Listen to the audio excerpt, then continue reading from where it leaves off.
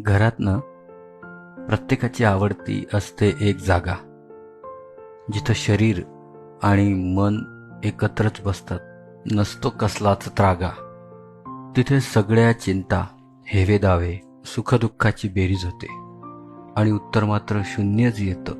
तुम्ही कशानेही भागा. घरात प्रत्येकाची आवडती असते एक जागा.